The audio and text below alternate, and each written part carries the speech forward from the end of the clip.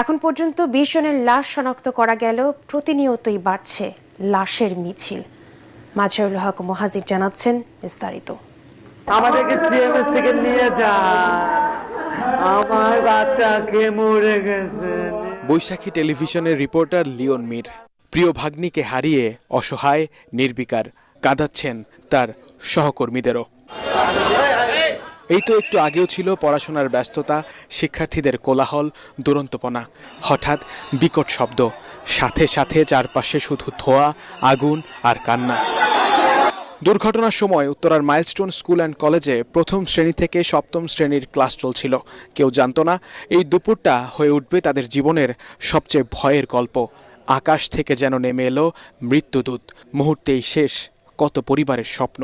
প্লেনটা একটা ক্লাসরুমের ভিতরে ঢুকে গেছে, পুরো ক্লাসরুমের ভিতরে। আর ক্লাসরুম থেকে বাচ্চাগুলো যে বেরোইতেছে সবগুলা বাচ্চা জ্বলন্ত। আমরা অনেকগুলো বাচ্চাকে গিয়ে ধরছিও, বাট বাচ্চাগুলা কয়েকটা বাচ্চা মেয়ে আছে।